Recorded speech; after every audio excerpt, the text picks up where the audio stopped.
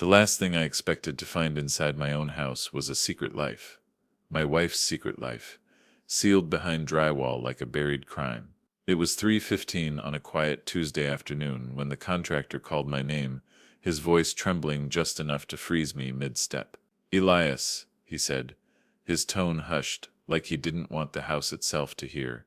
I turned from the kitchen window, coffee still warm in my hand. Paul's face was pale, his calloused fingers holding something as though it might burn him.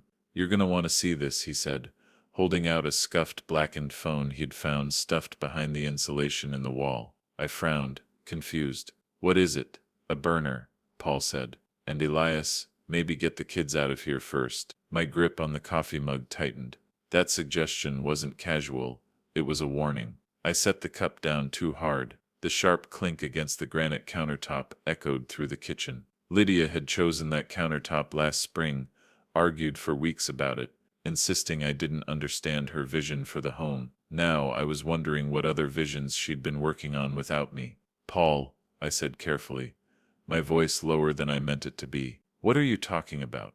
Paul Martinez wasn't the kind of man to spook easily. He'd been renovating homes in Garrison, Maine for nearly 4 decades, and I'd trusted him with every big job at Grayson Lumber and Supply. He'd known me since I was 16.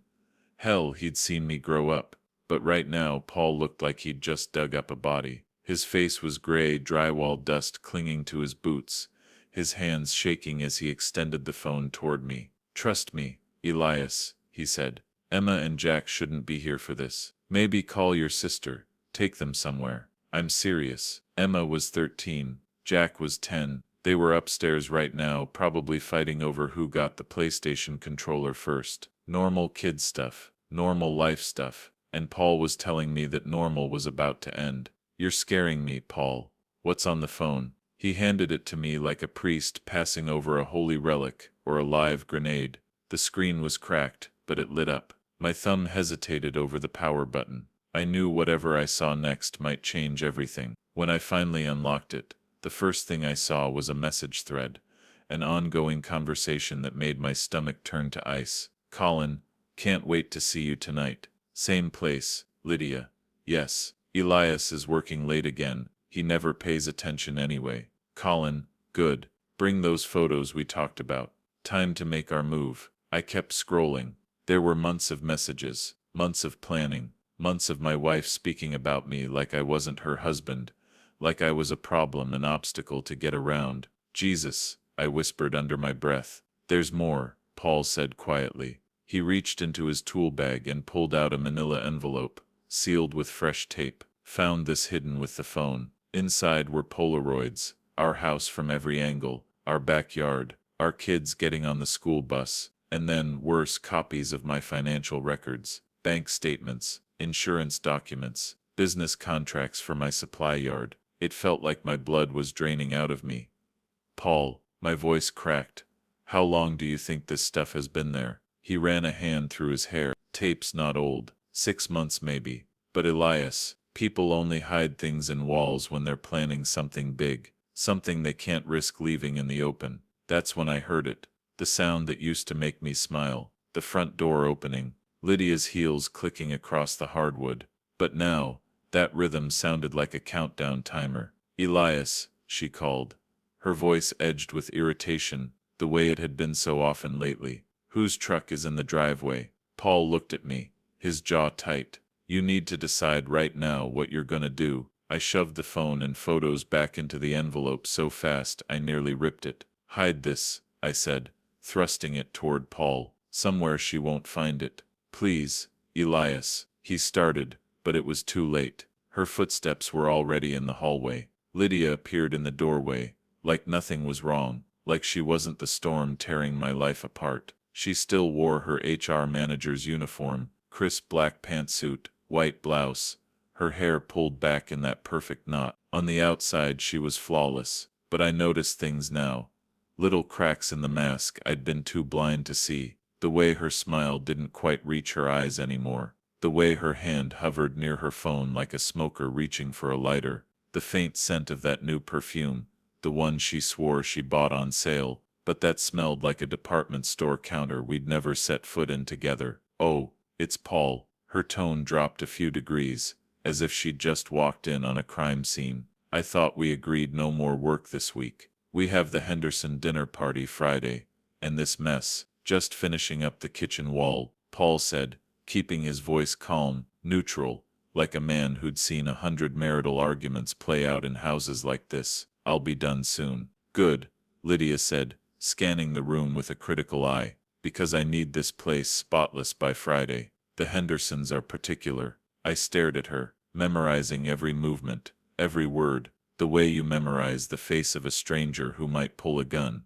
Elias, she said, her voice sharp, now, we still need to talk about the budget for this renovation. 15 years. 15 years of breakfast together. 15 years of whispered, I love yous. 15 years of building this house, this life, and she'd been tearing it down behind my back. Sure, I said, let's talk. Paul was packing his tools faster than I'd ever seen him move. Before he left, he met my eyes. I'll be back tomorrow, he said carefully. Don't forget what we discussed. The unspoken part of that sentence hung heavy between us. After he left, Lydia opened the fridge, took out the bottle of Pinot she kept for special occasions, and poured a glass. It wasn't even 4 p.m. That man makes me nervous, she said, sipping like she needed it. Always poking around, asking questions. He's been renovating houses since before we met, I said evenly. Paul knows what he's doing. I'm not questioning his work, she said,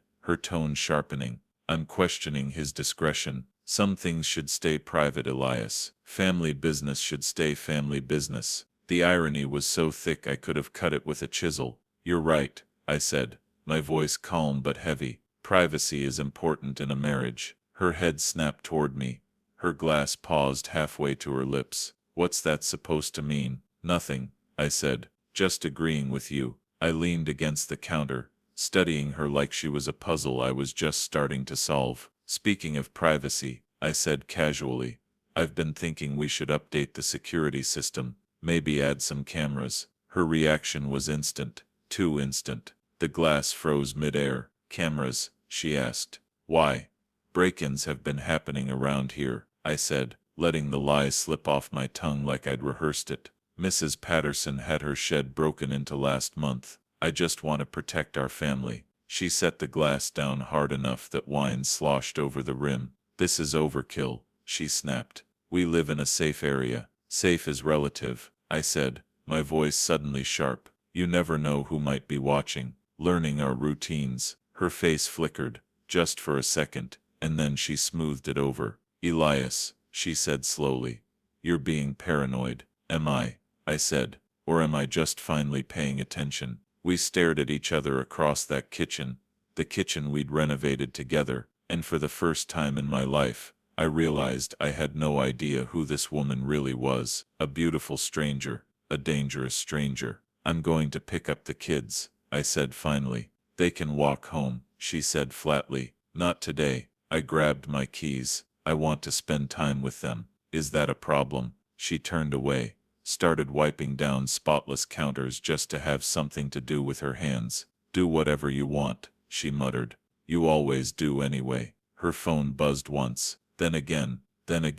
I didn't wait to see who was texting her. In the truck, I called my sister. Becca, I said, can Emma and Jack stay with you tonight? Maybe tomorrow too. Of course, she said, her voice concerned. Elias, is everything okay? I looked at the house in the rearview mirror. Lydia stood in the kitchen window, phone pressed to her ear, talking fast, gesturing like she was putting out a fire. I'll explain later, I said. Just keep them safe. You're scaring me, Becca said quietly. Good, I said. Someone should be scared. I didn't sleep that night. Couldn't. Instead, I sat alone in my workshop, the manila envelope spread out on my desk like evidence at a crime scene. Paul had come back after Lydia went to bed, dropping off something else he'd found, a small digital camera, hidden in the vent above the kitchen table. Somebody's been watching you, he said gravely. The question is, who? By 2 a.m.,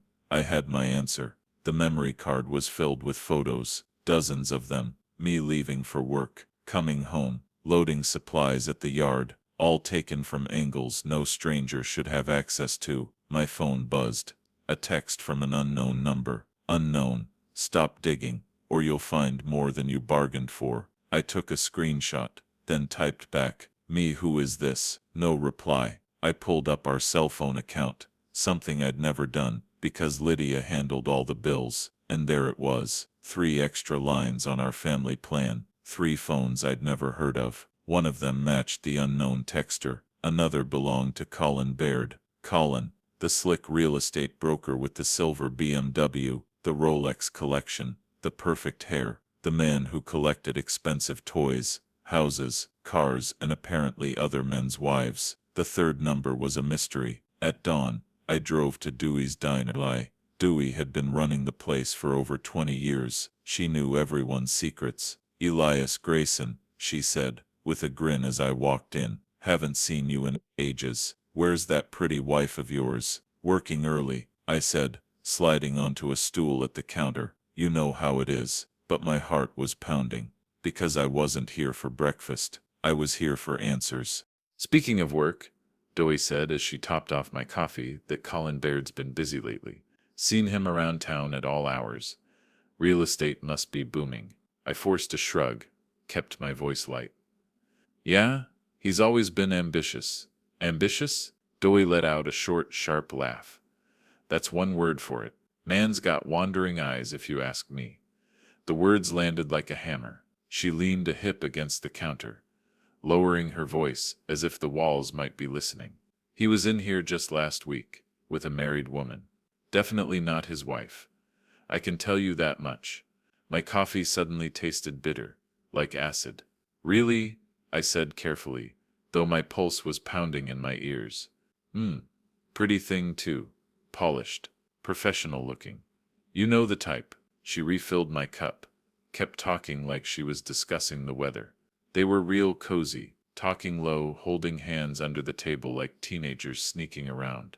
"I don't judge, but," she glanced at me, softened her tone, "I always feel bad for the spouse who doesn't know what's going on." "What did she look like?" I asked, my voice tighter than I wanted. Dewey thought for a moment, then leaned closer. Dark hair, designer clothes. Drove a white Lexus SUV. Smelled like she'd just walked out of one of those fancy perfume counters. Roses and money.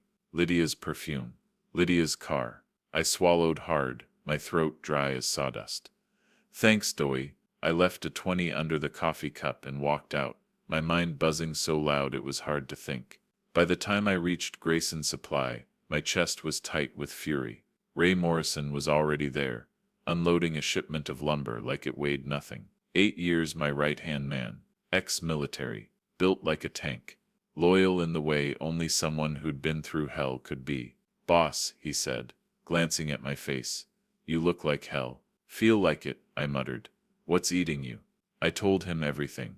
The burner phone, the photos hidden in the wall, the camera in the vent, Colin Baird, the text message warning me to stop digging. Ray didn't interrupt. He just kept working, his big hands steady, his expression getting darker and darker as I laid out every piece. When I was done, he let out a low whistle. "Son of a, how long you think this has been going on?" he asked, finally. "Based on the messages, 6 months, maybe longer." "And you're sure it's Baird?" I showed him the phone records, the messages, the screenshots. Ray studied them like they were intel reports, the same way he once studied enemy positions overseas. Slow, careful, deadly serious. "This isn't just an affair," he said at last, his voice grim. "This is worse." "Worse how?" "Look at what they took," he said, tapping the financial documents. "Bank statements, insurance policies, business contracts. This isn't just about sneaking around behind your back. The implications hit me like a sledgehammer." "You think they're planning to rob me? Or worse," Ray said flatly. "Think about it. You have a successful business, big house, life insurance. If something were to happen to you," he didn't finish the sentence. He didn't have to. "Lydia would get everything," I said quietly, "and she'd be free to marry him." We stood there in silence for a moment, surrounded by stacks of lumber and bags of concrete mix, tools meant to build things that would last, while my marriage had been rotting like termite-eaten wood. Ray finally broke the silence. What do you want to do? I looked him dead in the eye. I want to know exactly what they're planning, I said, and then I want to stop them. Ray grinned, the kind of grin that told me he was already in. And for the first time since this nightmare started, I didn't feel alone. I had an ally. What do you need? He asked. Help me install real security cameras around the house, I said. Hidden ones, the kind they'll never find. And then I hesitated, the thought heavy in my mind. And then I want to know every move they make, where they go, who they talk to, what they're saying when I'm not in the room. Ray's grin widened. Now you're thinking like a soldier. Everything about Colin Baird. I told Ray. His business, his finances, his weaknesses. I want it all. Ray gave a short nod, already mentally assembling a plan. I can do that. What about Lydia? I stared past him, jaw tight. I'm going to give her enough rope to hang herself. That night, I came home earlier than usual. The house smelled of garlic and basil, warm, inviting, like a picture of normalcy. Lydia was at the stove, her back to me, wearing a new dress I'd never seen. Her hair was pinned up, a few loose strands framing her face. She looked like she was getting ready for a date, not cooking for her husband. You're home early, she said, not turning around. Thought I'd surprise you. She smiled faintly over her shoulder. Smells good in here. Just spaghetti, nothing fancy. I stood in the doorway, watching her move. Every time her phone buzzed, her hand twitched like she couldn't help it. She'd check the screen, then keep cooking, a little too quickly, a little too nervously. The kids are staying at Rebecca's again tonight, I said casually. Oh, she didn't look up. Yeah, thought we could use some alone time. That made her stop, just for a second, long enough for me to catch it, that flicker of fear, or maybe guilt, in her eyes. That sounds nice, she said, her voice tight as piano wire. At dinner I played my part, the good husband, the clueless one. I asked about her day, told her a funny story Ray had told me at the yard, complimented the sauce, even though I barely tasted it. All the while I watched her keep glancing at that phone like it was a lifeline, watched how she couldn't sit still, couldn't look me in the eye for more than a few seconds. You seem distracted, I said finally. Just tired. Work's been stressful. Anything I can help with?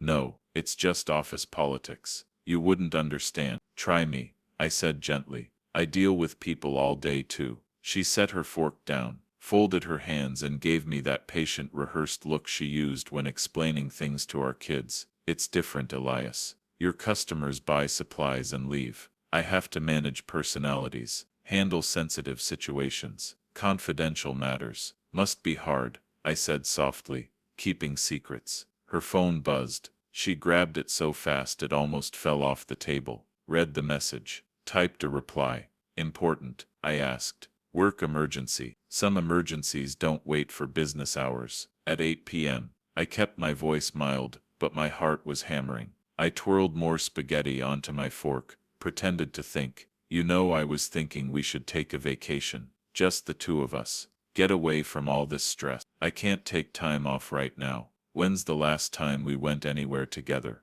She hesitated. Last summer. We went to my mother's house last summer, I reminded her. I meant somewhere for us, alone. Her thumbs were already moving over the phone screen again. Maybe next year or maybe this weekend. Bar Harbor. That bed and breakfast you liked so much. Elias, I said. I can't. Why not? Because I have commitments. I leaned forward, elbows on the table. What kind of commitments? She finally looked up from the phone, irritation flashing across her face. Why are you interrogating me? I'm not interrogating you, I said evenly. I'm trying to plan a romantic getaway with my wife. Well, your timing is terrible. When would be better? I don't know. Later. How much later? God, Elias, she snapped, slamming her phone down on the table hard enough to rattle the plates. What is this? 20 questions. I leaned back, calm on the outside but burning inside. I studied her flushed face, the way her hands trembled slightly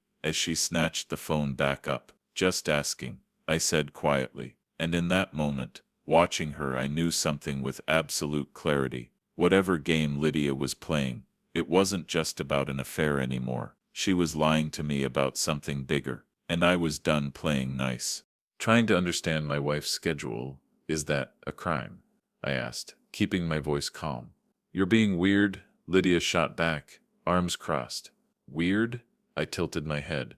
How? Pushy, suspicious, like you don't trust me. The irony was so sharp I almost laughed. Should I? I asked quietly. Her eyes narrowed. What kind of question is that? An honest one. We stared at each other across the dinner table.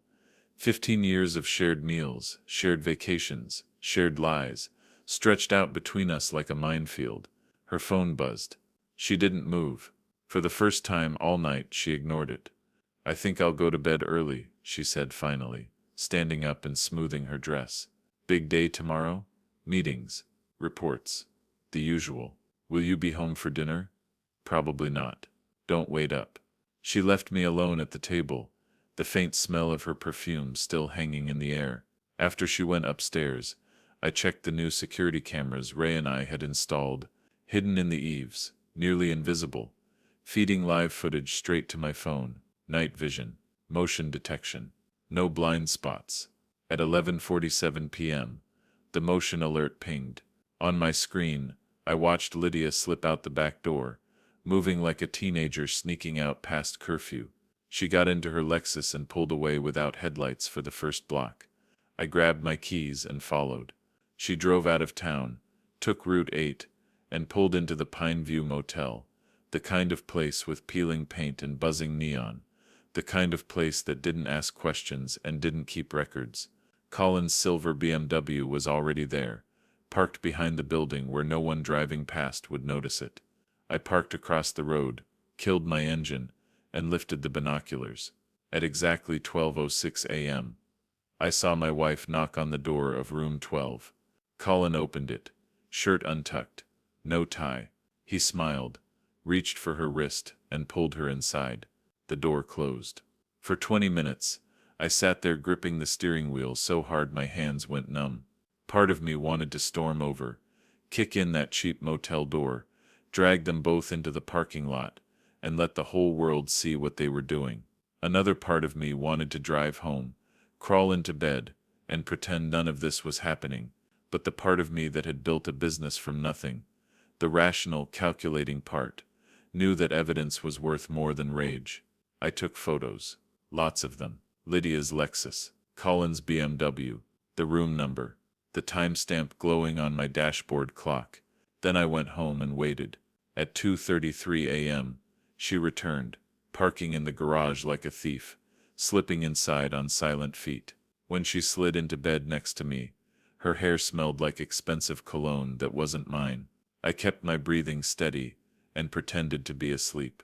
The next morning, she was cheerful, too cheerful, getting ready for work with unusual care. Sleep well? I asked when she came downstairs. Like a baby, she said, smiling a little too brightly. Big day? Yeah, that project I told you about. Sensitive situation, I said, nodding slowly. Exactly. She poured her coffee into a travel mug, kissed me on the cheek, and was gone before I could say anything else. After she left, I called Ray. I need you to do something for me, I said. Name it. Colin Baird's BMW, silver, main plates. I've got the number from my photos. I want it decorated. Ray chuckled darkly. What kind of decorating? The kind that makes a statement. Copy that. Anything else? Yeah. Find out everything about him. Where he lives, who he does business with, what skeletons he's hiding in his closet. If he has enemies, I want to meet them. Ray's tone sharpened. On it, boss. That afternoon, I drove to Baird Real Estate, a converted Victorian with fresh white columns, polished brass plaques, and flower boxes meant to say trust us with your future. I walked in like a man with money to spend, like a man expanding his empire. The receptionist beamed. Good afternoon. Are you here to see someone? Yes, I said smoothly. I'm looking for commercial property, big space, new warehouse, maybe retail frontage. Within minutes, Colin appeared, all smiles, perfect handshake, the kind of charisma that sold dreams for a living. Grayson, he said warmly, great to see you again. Heard you're expanding. That's right, I said, forcing a smile. Business is booming. Perfect. I've got several properties that might interest you. For the next hour, he showed me listings, market forecasts, and photos of buildings that could have been my future. He was good, polished, persuasive, but the whole time, I couldn't stop thinking about how his shirt had looked when he opened that motel door, how my wife had looked when she stepped past him into the room, and how I was going to make both of them regret underestimating me. This warehouse on Industrial Drive might be perfect, he was saying, sliding a glossy sheet across the desk toward me. I took it, nodded thoughtfully, already planning my next move. The photos were everywhere by noon. Colin's BMW plastered with paint, every word sharp and damning, going viral faster than a brush fire in August. His receptionist was outside, snapping photos, trying to shield the car with her body, like she could somehow protect his reputation. It didn't work. Within minutes, a small crowd had gathered, people pointing, laughing, whispering behind their hands. In a town the size of Garrison, news didn't just travel fast, it sprinted. My phone buzzed. Lydia. Elias, where are you? Her voice was sharp, panicked. At the supply store, I said evenly. Why? Someone vandalized Colin Baird's car. It's all over social media. That's so, I said, keeping my tone flat. Terrible thing. Do you know who would do something like this? Not a clue, I said, though my lips curled into the faintest smile. Well, people are saying. She hesitated, then dropped her voice. They're saying Colin's been having an affair with a married woman. Really? I said. Do they know who? Not yet, but you know how people talk in this town. Oh, I do, I said softly. Secrets have a way of finding their way into daylight. She was quiet for a long beat. Elias, you sound strange. Are you okay? Never better. How's work? Fine.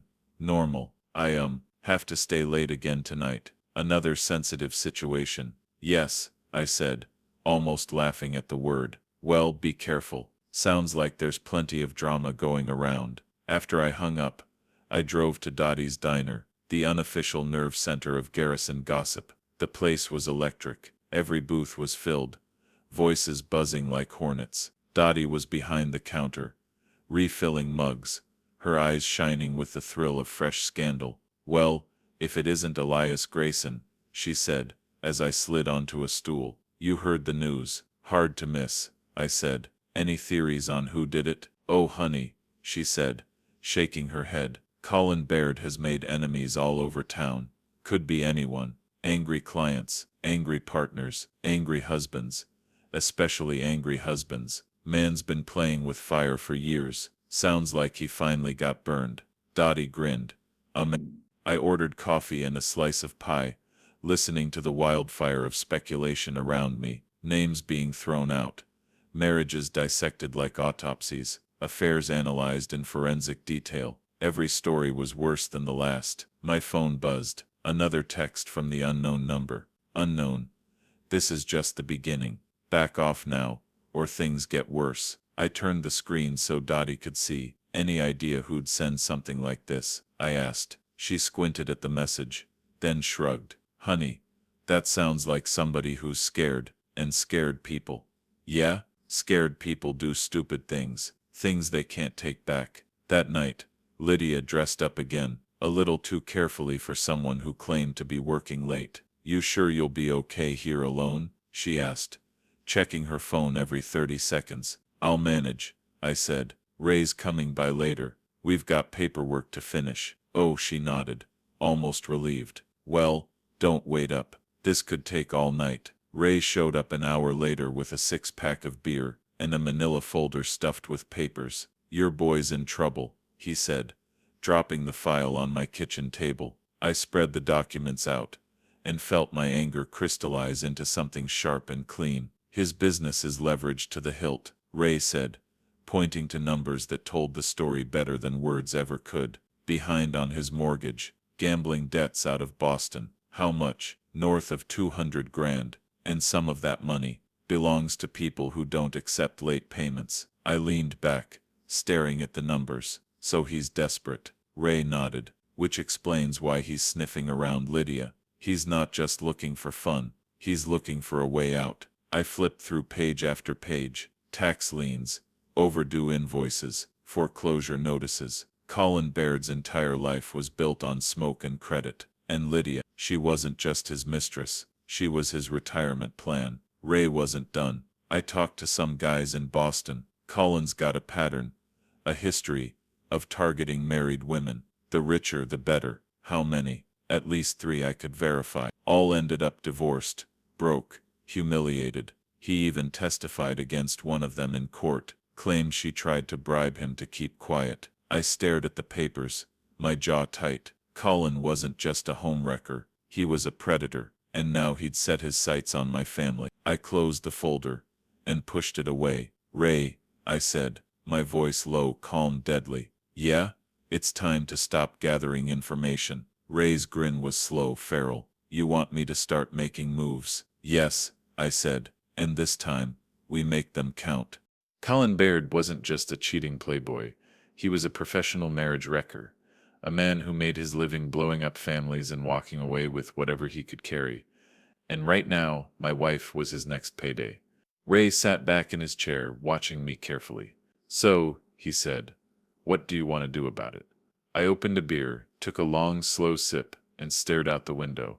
The night was black as pitch, quiet, except for the sound of crickets. What do I want to do? I said finally. I want to give them exactly what they've been planning to give me. Ray waited, which is, I turned back to him. My voice calm, steady, almost casual, complete and total destruction. The next morning I found Lydia in the kitchen, furiously scrubbing at a coffee stain on her white blouse like she was trying to erase a crime scene. Rough morning? I asked lightly. She didn't look at me. I spilled coffee in the car. This blouse is ruined. That's a shame, I said, taking a seat at the table. It's a pretty one. She froze mid-scrub, finally glancing up at me. Since when do you notice what I wear? I gave her a small smile. I notice plenty of things. Like how you've been working late every single night this week. I told you, we have a big project, she said, her tone defensive. What kind of project? Personnel issues. Very sensitive. Must be, I said, my eyes on her hands, still scrubbing. You've been getting texts at all hours. Can't be easy. Her hands stilled completely. What texts? The ones that wake you up at night, I said. The ones you answer in the bathroom with the door locked. She turned, her eyes sharp. Elias, what exactly are you implying? I'm not implying, I said softly. I'm observing. My wife is stressed, distracted, secretive. And as her husband, I'm concerned. There's nothing to be concerned about. Good, I said, standing. Then you won't mind if I take you to lunch today. That new place on Main Street. I can't. I'm busy. Dinner then. Or maybe this weekend. Elias, stop, she snapped, throwing the ruined blouse into the sink. The splash of water hit the counter, the floor. I have commitments. What commitments? Work commitments, social commitments, things you wouldn't understand. Try me, I said, stepping closer. She grabbed her purse and keys like a lifeline. Why are you being like this? Like what? Clingy, demanding. It's not attractive. I let out a short, humorless laugh.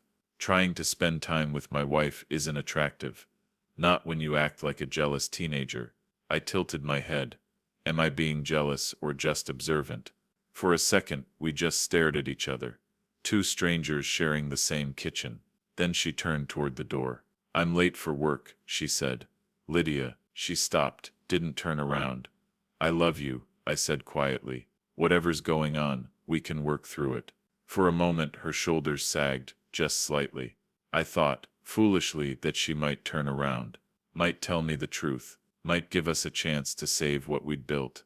Instead, she straightened, lifted her chin, and walked out without another word. As soon as I heard her car pull away, I picked up the phone and called David Chen. He'd been my friend since high school, the guy who helped me incorporate my business back when I was just another broke dreamer with a pickup truck. Elias, he said. How's the construction empire? Booming, I said. Listen, David, I need some advice. Hypothetically speaking. Hypothetically. Yes, hypothetically. If someone wanted to protect their assets during a divorce, What would be the best approach? David's tone changed immediately, sharper, more professional. That depends, he said. Are we talking friendly divorce or contested? Contested, I said. With infidelity involved. Ah, he said, knowingly. Well, hypothetically, the spouse who can prove infidelity usually has an advantage, especially if there's evidence of financial misconduct. What kind of misconduct? Hidden accounts, unauthorized spending, any attempt to conceal assets or defraud the other spouse. Judges hate that. What about evidence? Photos, texts, witness testimony, bank records. The more documentation, the better. If one spouse is planning to leave for someone else and the other spouse can prove it, and prove they were being taken advantage of financially, they could lose everything. Everything, everything. Good to know, I said, and hung up. Then I called Ray. Got another job for you, I said. Name it. I want to know everywhere Colin Baird goes, everyone he talks to, every deal he tries to make. And I want the same on Lydia. You want me to follow them? Yes. Document everything. Photos, timestamps, whatever it takes. This is for legal purposes. Ray chuckled. You got it. Anything else? Yeah, I said, my voice low and calm. I want to set a trap. Ray's tone sharpened. For who? For both of them. I want to set up a meeting, I said. Ray raised an eyebrow. What kind of meeting? The kind where people stop pretending and show you who they really are. That afternoon, I drove to a strip mall 2 towns over and bought a burner phone. On the way home, I parked on the side of the road, composed a text, and sent it to Lydia's number. Me unknown. This is a friend. Your husband knows about Colin. Get out now before it's too late. Then I drove home like nothing had happened. Lydia came through the door less than an hour later. She didn't even take her shoes off, just started pacing the kitchen like a cornered animal. Everything okay? I asked from the table, flipping a magazine open. Fine, she said too quickly. Just tired. You seem agitated. I'm not agitated. Your hands are shaking. She shoved them into her pockets. I'm cold. It's 70 degrees in here, I said mildly. Elias, please, I just want to relax. Of course, I said, giving her a warm smile before going back to my magazine. But I wasn't reading. I was watching. And I saw her check her phone over and over, type messages, erase them, type new ones, hesitate, then finally send. At 10 p.m., she announced she was going to bed.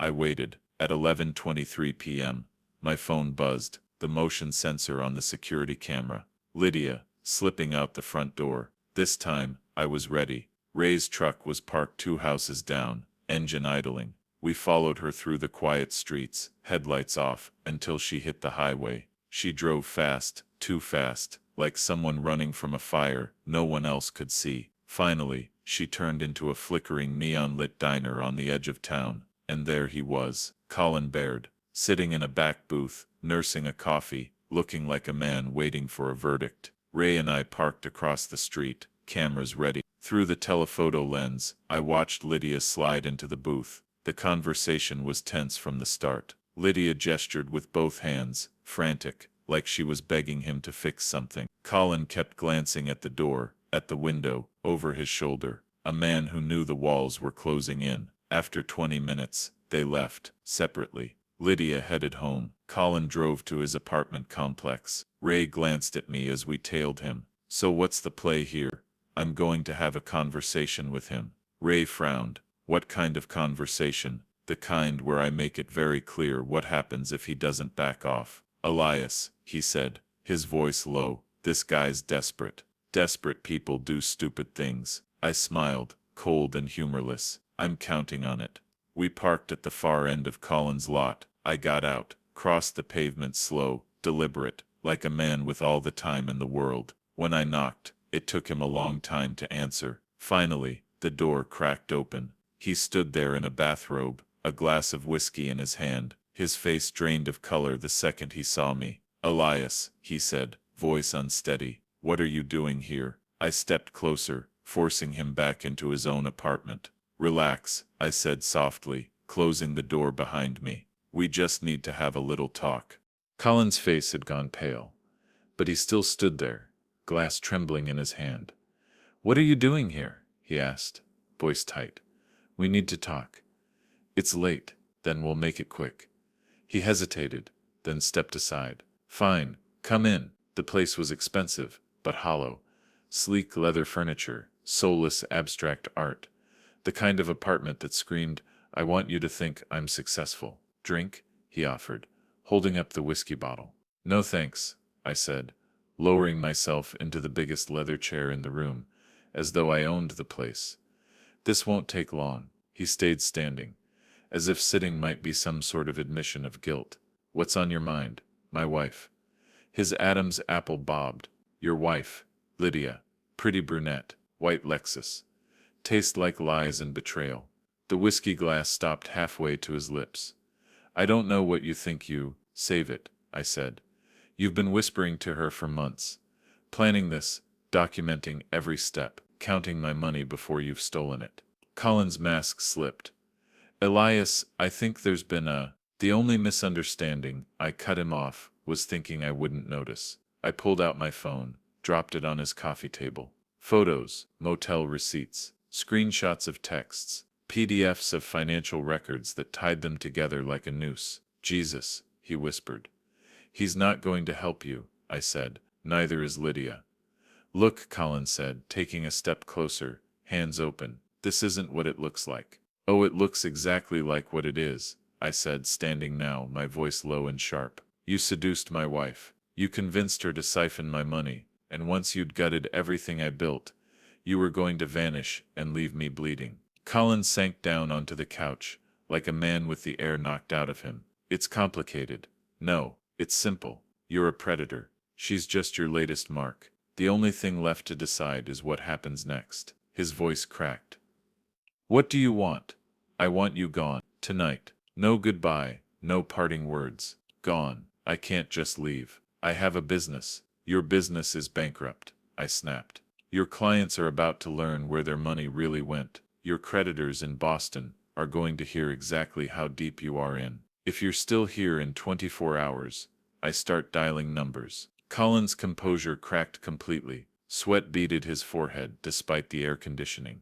What about Lydia? He said finally. She's my problem, I said. Not yours. She thinks she loves me. No, I said coldly. She thinks she loves your money. Shame for her. You don't have any. I turned to leave, then paused at the door. She won't forgive you for this, Colin said, his voice a mix of warning and plea. I looked back at him, my face like stone. I'm not looking for forgiveness. I'm looking for justice. What's the difference? He asked. Forgiveness is something you beg for, I said. Justice is something you take. And then I walked out, leaving him to sit with that. The next morning, Lydia was gone before I woke. She'd left a note on the counter, gone to my mother's for a few days. Need space to think. I called her mother's house. She wasn't there. I checked our joint bank account. $15,000. Gone. That's when I called David Chen. I need to file for divorce, I said. Today. Elias, he said carefully. Are you sure? Sometimes things can still, I'm sure. How quickly can we move? With evidence of infidelity and financial misconduct, he said. Very quickly. What do we have? I spent the next hour walking him through everything. Photos, texts, hidden phone, secret withdrawals. This is solid, David said finally. With this you'll keep the house, the business, probably get primary custody of the kids. What about spousal support? Given the circumstances, she'll be lucky to get visitation rights. When I hung up, I called Rebecca to check on the kids. They're fine, she said. But there was a pause. They're asking questions. When are you going to tell them? Soon, I said. When everything's ready. Elias, you sound different. Different how? Harder. Colder. Maybe that's who I should have been all along. That afternoon, Paul Martinez came by to finish the kitchen renovation. He found me sitting at the table, staring at divorce papers. Rough day? He asked. Getting better, I said. Good, because I found something else in that wall. He handed me a small notebook, not a work log, a plan, for my murder. In Lydia's handwriting, Colin's plan. 3 months of details. An accident at the construction site. Life insurance payout. Sell the business. Vanish together. Jesus Christ, I whispered. There's more, Paul said, handing me a manila envelope. Bank statements. Fake wills. Insurance policies. It wasn't just an affair. It wasn't just a theft. It was an execution order. I told Paul to take it to the police. Already did, he said. Detective Morrison's on her way. 20 minutes later, Detective Sarah Morrison sat at my kitchen table, flipping through the evidence, with the quiet precision of someone who'd seen the worst of humanity before. "This is serious, Elias," she said. "We're talking conspiracy to commit murder. Can you arrest them?" "We can try, but first we have to find them." "Find them? Your wife's car was found abandoned at the Portland airport this morning. No sign of her, or Colin." My blood ran cold. They ran. Looks like it. But don't worry, we'll find them. People like this always make mistakes. After she left, I sat in silence. 15 years of love, trust, children, turned into evidence bags and police reports. Then my phone rang. Unknown number. "Elias," Lydia's voice. Small, fragile. "Where are you?" I asked. "It doesn't matter. I just wanted to say I'm sorry." "Sorry for what? The affair? The theft? Or the part where you planned to kill me?" Silence. "The police found your notebook," I said. "They know everything." "It wasn't supposed to happen like this," she whispered. "How was it supposed to happen? I was supposed to trust you. To die for you? It wasn't my idea. Colin said it was the only way." "The only way to what?" "To be free. To be happy." "So you decided to make our children orphans?" "I never wanted to hurt them." "But you were willing to erase me from their lives." More silence. "Where's Colin?" "Gone," she said. "He left me at the airport, took all the money, said I was on my own." Despite everything, a tiny flicker of pity surfaced, quickly extinguished. "Lydia, you need to turn yourself in. I can't go to prison." "You should have thought about that before you signed my death warrant." I was desperate. The marriage was dead. I felt trapped. Colin promised you my life insurance money." "It wasn't about the money. It was all about the money. You picked a man who's bankrupted 3 women, owes money to criminals, and makes a living tearing families apart, and you burned your entire life down for him." "I thought he loved me," she said, voice breaking. "He loved your access to me." "Elias, please, can't we work this out?" "Work what out?" I said, my voice like a blade. "You tried to have me killed." The notebook was in her handwriting. The bank withdrawals had her signature. The text messages painted a chilling timeline of intent, not a fleeting moment of weakness, but a deliberate, calculated conspiracy. The courtroom was silent, as the prosecutor held up each piece of evidence, one by one, like weapons in an invisible war. The jurors didn't look at Lydia with pity. They looked at her like someone who had crossed a line from which there was no return. I sat there, hands clasped, staring at the woman I had once promised to love until death did us part, realizing she had tried to make that promise literal. Lydia wouldn't look at me. Not once. Her hair was tied back, her face pale and drawn. She looked smaller, weaker, but I refused to let myself feel sympathy. Sympathy was what had blinded me for too long. When the verdict was read, guilty on all counts, Lydia finally looked my way. Her expression was unreadable, not regretful, not angry, just hollow. As they led her away in handcuffs, our eyes met for the last time. Whatever love had existed between us had been burned away, leaving only ashes and silence. Outside the courthouse, reporters swarmed, shouting questions I wasn't interested in becoming anyone's headline. I just wanted to go home. That night, I sat alone in the house that had once been full of warmth and laughter. The walls still echoed with ghosts of birthday parties, late-night arguments, whispered apologies. But now it was quiet, too quiet. I poured myself a glass of whiskey, and walked through every room, as though seeing my life from the outside for the first time. The photographs on the mantel, smiling family vacations, anniversaries, first days of school, felt like relics from a life that no longer belonged to me. Ray called around midnight. "You okay?" he asked. "I don't know what that means anymore," I said. "You did what you had to do." "Did I? Or did I just burn the rest of my life to the ground?" He was silent for a moment, then said, "Sometimes burning it down is the only way to start over." When I finally went to bed, sleep didn't come easily. When it did, it was full of dreams, not nightmares, but strange, quiet ones. I dreamed of standing at the edge of a construction site at dawn, watching the sun rise over the skeleton of a half-built house.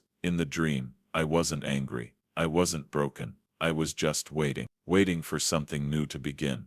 The next morning, I made pancakes for Emma and Jake. They laughed when I burned the first batch, and for the first time in weeks, I laughed too. Maybe this was what survival looked like. Not victory, not revenge, just showing up every day, choosing to rebuild. And maybe, just maybe, that was enough. Not every story is meant to be sold, and not every scar needs to be displayed. Some wounds are best left as private lessons. Instead of turning my pain into profit, I turned it into purpose, pouring my time into my family, my health, and the people who had stood by me when my world was burning down. I'd learned that revenge isn't a dish best served cold, it's a dish best never served at all. Revenge poisons the person who prepares it. Justice, on the other hand, is clean. Consequences are necessary, and protecting the innocent is the highest duty a person can fulfill. On the 20th anniversary of the day I found that phone hidden inside the kitchen wall, the day that changed everything, Sarah and I hosted a dinner party.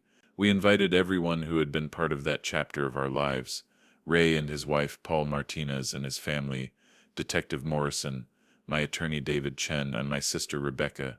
Grace, now 15, helped set the table, her curiosity simmering just under the surface. As we all sat down, she finally asked, "What are we celebrating?" I looked around the table at the faces of people who had stood with me when I had almost lost everything. "Survival," I said simply. "Justice, and the reminder to pay attention to the people closest to you, their actions, their silences, their choices, and the importance of having good friends," Sarah added with a smile. "And good contractors," Paul said, raising his glass. "And good lawyers," David added with a grin. "And good cops," Detective Morrison finished. We all raised our glasses, a toast to survival, to truth, to justice, to loyalty, and to the random twist of fate that had led Paul to discover that phone. Later, as we cleaned up the kitchen, Grace asked the question I'd been expecting for years. "Dad, do you think Mommy Lydia still thinks about us?" I leaned against the counter and considered my words. "Probably. Do you think she's sorry?" "I think she's sorry she got caught." "That's not the same thing." "No, it's not." She hesitated, then asked quietly, "Would you ever want to see her again?" "No." "Why not?" "Because some bridges once burned need to stay burned. Because some people, once they've shown you who they truly are, don't deserve a second chance to hurt you." Grace frowned. "Even if they've changed, even then, trust, once completely shattered, can't be repaired, only replaced with something else. Maybe tolerance, maybe guarded politeness, but never blind trust again." "That seems sad." "What's sad," I said softly, "is when someone betrays the people who love them most. What I did wasn't sad, it was survival. It was protecting myself, protecting Emma, protecting Jake, and protecting you, even though you hadn't been born yet." She nodded slowly. "I think I understand now." "Do you?" "Yes. You taught me that love isn't enough if it doesn't come with respect and honesty." "That's right," I said. "And you taught me that actions have consequences, even if those consequences take years to catch up." "Especially then," I told her. A year later, on the 21st anniversary of the trial, Lydia died in a car accident in Florida. Her husband, a man I'd never met, contacted Emma and Jake to inform them. He said Lydia had mentioned them often, that she had been trying to make peace with the past. Emma listened quietly, then thanked him for calling. She didn't cry. Jake asked if there would be a funeral. When the man told him there would be a small service, Jake simply said, "I wish her peace," and hung up. I didn't attend, neither did the kids. We didn't need closure. We had already taken it for ourselves years earlier. That night, Grace asked if I was sad. "No," I said. "I'm not sad. I'm grateful that chapter is finally closed, and I hope wherever she is, she found the truth she could never face while she was alive." Sarah squeezed my hand. "So, that's really the end of it?" "Yes," I said. "And now, we live." Jake called to tell me Lydia's husband had reached out, asking if Emma and Jake wanted to attend the funeral. They both declined without hesitation. "Do you want to go?" Sarah asked me gently. I shook my head. "No, she's been dead to me for 21 years. This just makes it official." Sarah studied me for a moment. Any final thoughts about her? I exhaled slowly. She was a woman who had everything: a loving husband, 2 beautiful children, a comfortable life, and she threw it all away for a fantasy that was never real. I hope she realized that before she died.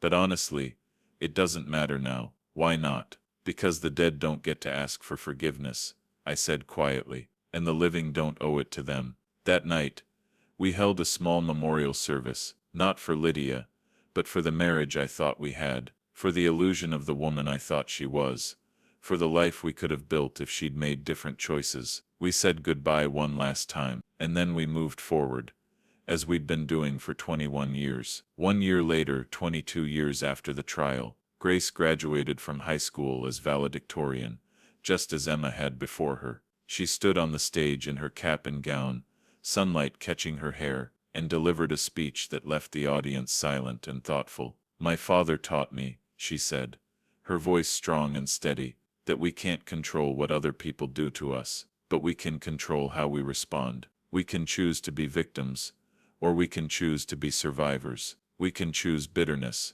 or we can choose wisdom. We can let pain define us, or refine us." Her words hit me harder than I expected. My throat tightened.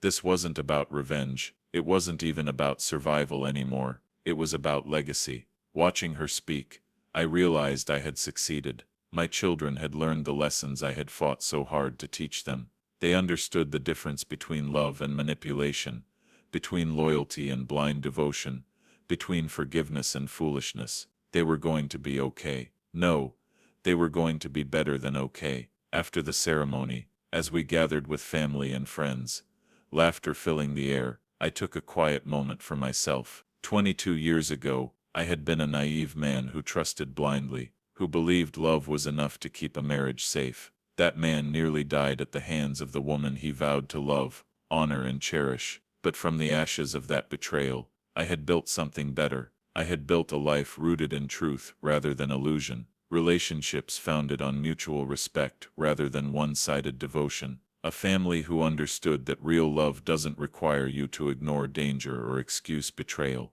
I had learned that the greatest revenge isn't hurting the people who hurt you. It's living a life so good, so strong, so honest, that their betrayal becomes irrelevant. I had learned that justice isn't about punishment. It's about consequences. And sometimes, the greatest consequence is simply being excluded from the good life you tried to destroy. And I had learned that survival alone isn't enough. You have to thrive. You have to build something beautiful out of the wreckage. You have to prove, not just to them but to yourself, that their betrayal made you stronger, not weaker. I looked around at my family, at Sarah, at Emma and Jake, at Grace, at my grandchildren running through the grass, at the friends who had stood by me when everything was on fire. Lydia had tried to end my life. She had failed. And standing there, surrounded by everything I had built since, I realized the most powerful truth of all: I hadn't just survived, I had won.